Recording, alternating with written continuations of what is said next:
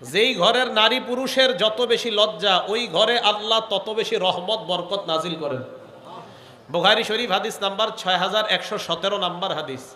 ক্বালা রাসূলুল্লাহ সাল্লাল্লাহু আলাইহি ওয়াসাল্লাম, আল্লাহ নবী বলেন, আল হায়াউ লা ইয়াতি ইল্লা বিখাইর।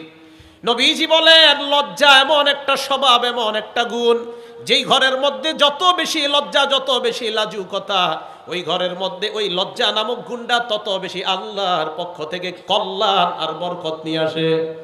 লজ্জা যত বেশি, ওই ঘরে রহমত বরকত তত বেশি হবে। ছেলে লাজুক, মেয়ে লাজুক, বাবা লাজুক, বউ লাজুক, সবাই লজ্জাশীল ঘরের মধ্যে লজ্জার কারণে গুনাহ করে না, ওই ঘরে আল্লাহ তত বেশি রহমত বরকত নাজিল করেন। 9 নাম্বার, বুখারী শরীফ হাদিস নাম্বার 6120 নাম্বার হাদিস। আমাদের নবীর আগে যত নবী, সব নবীরা সহ, আমাদের নবী সহ সমস্ত নবীরা উম্মতকে একটা কথা বলছে। কি? ক্বালা রাসূলুল্লাহ সাল্লাল্লাহু আলাইহি ওয়াসাল্লাম, ইন্না মিম্মা আদরাকান নাস মিন কালামিন নবুওয়াতিল উলা ইযা লাম তাস্তাহি ফাসনা মা শিতা। সব নবীরা তার উম্মতকে বলছে, তোমার লজ্জা না থাকলে তোমার যা মন চায় তুমি তা করো। লজ্জা না থাকলে তুমি 3 কোয়ার্টার পরবা, ভালো 3 কোয়ার্টার ঠিক আছে। লজ্জা না থাকলে এরপরে 2 কোয়ার্টার, এটা একটু খারাপ। হ্যাঁ, এরপরে উঠতে উঠতে এতটুকু প্যান্ট পরে। 18-19 বছরের ছেলেরা সমাজে এতটুকু প্যান্ট পরে কিনা? আরে আসে কিনা? এটা জায়েজ নাই ভাইও, যুবক ভাইয়েরা এতটুকু প্যান্ট পরেন না, এটা অন্যায়, এটা না জায়েজ। আর আপনারা যাদেরকে আইডল মনে করেন, যাদেরকে অনুসরণীয় ব্যক্তিত্ব, নায়ক নায়িকা মনে করেন, এই নায়ক নায়িকারা এরার পোশাক কি বড় হয় না ছোট হয় দিন দিন? বলেন তো। এই কথা স্পষ্ট, যাদের পোশাক যত কমবে, মেয়েদের পোশাক যত কমবে, ছেলেদের পোশাক যত হাঁটুর উপরে উঠবে, মেয়েদের পোশাক আরো যত কমবে, ওই মেয়ে ওই ছেলে পুরা দুনিয়ার ভিতরে সবচেয়ে বেহায়া নির্লজ্জ, এতে কোনো সন্দেহ নাই। সে যে হোক বেহায়া, এতটুকু প্যান্ট কিভাবে পরে? আমি তো অবাক হয়ে যাই, হাউ ইজ ইট পসিবল, এটা কিভাবে সম্ভব? একটা ছেলে 18-19 বছর বয়স, ও কিভাবে এটা পরে? তো শরম লজ্জার ব্যাপার। এর কি শরম করে না? হুজুর কোনো ব্যাপার না, ইটস আ রিডিকিউলাস ম্যাটার, এটা একটা হাস্যকর ব্যাপার হুজুর। না তোমার শরম করে না ইংলিশ মারাও আর প্যান্ট এই জায়গায় পরো? 18-19 বছর বয়স প্যান্ট পরে, তো নির্লজ্জতায় বেহায়া। ভাইও মনে রাখবেন, আপনার বয়স বালেগ হওয়ার পরে আপনি প্যান্ট পরা, এটা হারাম, এটা জায়েজ নেই। আপনি কিভাবে হাঁটু দেখান? তো রাসূল করিম সাল্লাল্লাহু আলাইহি সাল্লাম বলেন, লজ্জা যখন না থাকে তোমার যা মন চায় তা করো। আল্লাহ আমাদেরকে হেফাজত করেন। তিরমিজি শরীফের 1080 নাম্বার হাদিস। ক্বালা রাসূলুল্লাহ সাল্লাল্লাহু আলাইহি ওয়াসাল্লাম, আল্লাহ নবী বলেন, আরবাউম মিন সুনানিল মুরসালিন, সমস্ত নবীদের সুন্নত 4টা। দুনিয়ার মধ্যে যত নবী রাসূল সবার সুন্নত হলো 4টা। সামনে ওলামারা ছাড়া অন্যরা বলেন তো সমস্ত রসুলের সুন্নত কয়টা? আরো জোরে। 1 নাম্বার আল হায়া, লজ্জা। 1 নাম্বার আল হায়া, লজ্জা। এই হাদিস নিয়ে আমি ভাবি যে সব রসুলের সুন্নত 4টা, 1 নাম্বারটাই লজ্জা। 1 নাম্বার লজ্জা। 2 নাম্বার আরো তাআত্তুর, আতর, সুগন্ধি মাখা। 3 নাম্বার আরো সিওয়াক, মেসওয়াক করা। 4 নাম্বার আর নিকাহ, বিয়ে করা। কয়টা সুন্নত? 4টা। ওলামায়ে কেরাম ছাড়া অন্যরা বলেন 1, 2 আতর, 3, 4 বিয়ে করা। মনে থাকবে তো? আলেমদের তো মনে থাকবে, ওনারা পড়ছে। এই জন্য আপনারা যারা সাধারণ, আপনারা বেশি বলবেন ওনাদের চেয়ে। তাহলে সমস্ত নবীদের সুন্নত 4টা। 1 নাম্বার লজ্জা, 2 নাম্বার সুগন্ধি মাখা, 3 নাম্বার মেসওয়াক করা। মেসওয়াক করেন তো সবাই? ইনশাল্লাহর আওয়াজ কম হয়েছে, যাই হোক। তো আচ্ছা আচ্ছা, প্রত্যেক নামাজে মেসওয়াক করা উচিত। 4 নাম্বার ওয়ান নিকাহ, বিয়ে করা। তো 1 নাম্বার লজ্জা। লজ্জাশীলতার গুণে আল্লাহ সকলকে গুণান্বিত হওয়ার তৌফিক দান করে। আমিন। 10, যেই জিনিসের লজ্জা যত বেশি হয়, এই জিনিসের সৌন্দর্যতা তত বেড়ে যায়। মন দিয়ে শুনবো। তিরমিজি শরীফের 1974 নাম্বার হাদিস। বাংলাদেশ স্বাধীন হয়েছে কয় সালে? 1971। তিরমিজি শরীফের হাদিস নাম্বারটা 1974। মনে রাখা সহজ না?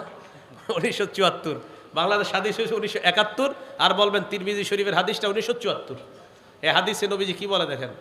ক্বালা রাসূলুল্লাহ সাল্লাল্লাহু আলাইহি ওয়াসাল্লাম, আল্লাহ নবী বলেন, মা কানাল ফুহশু ফি শাইইন ইল্লা শানা। যেই জিনিসের মধ্যে নির্লজ্জতা, বেহায়াপনা যত বেশি, ওই জিনিসের গন্ধ, ওই জিনিসের ময়লা তত বেশি বেড়ে যায়। তাহলে মেয়েদের পোশাক যত ছোট হয়, তার শরীরে ময়লা তত বাড়ে। পোশাক যত কমবে ময়লা বাড়বে। ওয়ামা কানাল হায়াউ ফি শাইইন ইল্লা জানা, যেই জিনিসের মধ্যে লজ্জা বেশি ওই জিনিসের সৌন্দর্যতা বেড়ে যায়।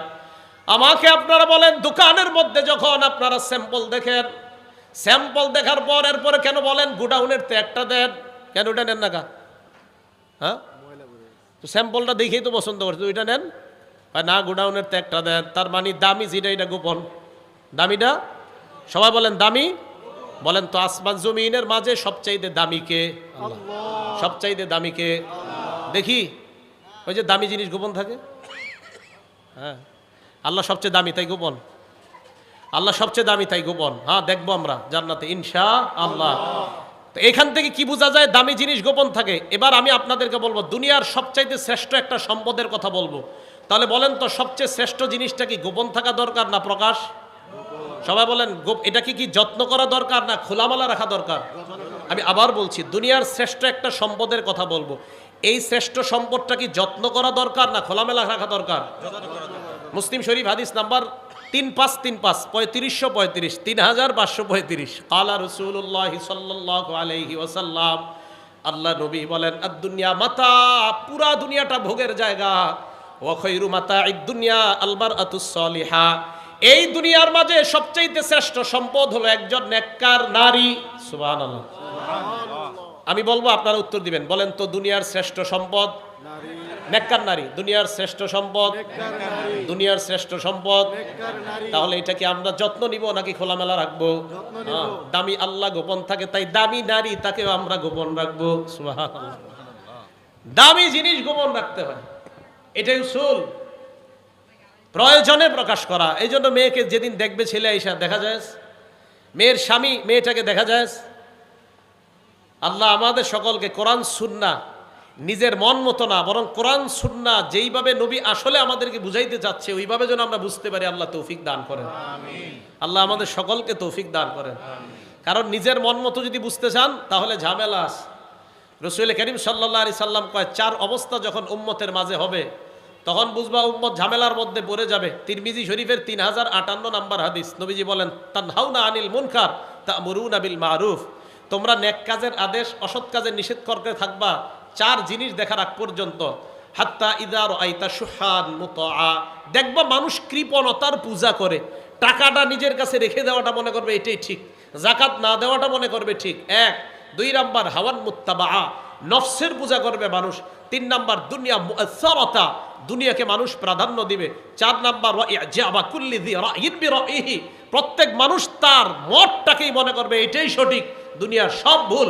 এই নফস আর মন চাহি জিন্দেগি যখন হবে তখন বুঝবা নেক কাজের আদেশ অসৎ কাজের নিষেধ অন্যদের মাঝে অতটা কাজ হবে না। তো কি করবা তখন?